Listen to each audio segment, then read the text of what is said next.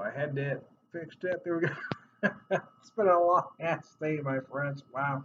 Like my prop I got going on there. So if I get so I'm not at home. I am otherwise located, so I'm using a plastic cup, just trying to make do, folks. So I've got what I haven't had in over a year. It's the Diamond Bear two-term double IPA. It uses Warrior hops, according to their website. At one time, it used Chinook, then they replaced it with Warrior. I wouldn't call this a beer geek double IPA. It's certainly not the juicy IPA or double IPA style. It's more of an old school. As you can see, it's more of a copper color. The nose is much maltier. In fact, I don't know. I see a date on me. This one very well could have been around for a while. It was only $10 for a six pack, so for a 9.9% beer, that's incredibly reasonable. Certainly some pine on the nose.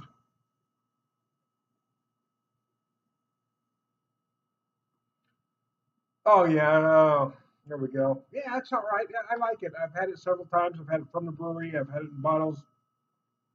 I'm guessing this one has been around quite some time because it is on the maltier side, but there is a lot of pine hoppage at the end. There's a little bit of citrus poking its nose in there, but it's more pine-esque.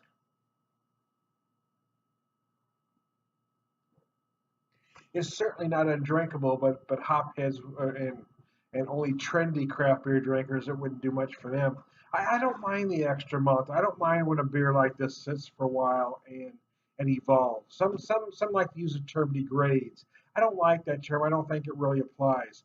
Uh, some will say it does because the hops become less. They, you know, but I look at it different. It changes, it evolves, it becomes something else. So I don't like the word degrade because I think it applies, it loses quality. The beer doesn't lose quality. It just changes in flavor and aspect. It becomes something else, but it doesn't lose quality in my opinion. So I don't like the word degrade. But there are some hopheads out there that might call this a malt bomb. I'm not going to because even though it is maltier than I think it probably started as, there is still a lot of hoppage in there. That 90 IBUs hasn't completely gone away. It's just not as noticeable, especially in the middle as it once was. It can be found right near the end of the beer, and I think that's my issue with folks that get on this kick that a beer like this can't last longer than 90 days. I've even heard some people on social media say stupid things like they throw their IPAs away after 90 days. That is just beyond ignorant. You don't want to drink and give it to somebody else, but that beer isn't bad. It may have changed, it may have become something else, but it hasn't lost quality. Now, maybe it doesn't have the flavor that you particularly are looking for, but that doesn't necessarily make it a bad beer.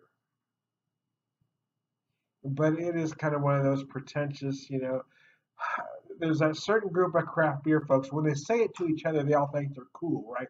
But when you say it to somebody that actually knows beer, then they look like morons.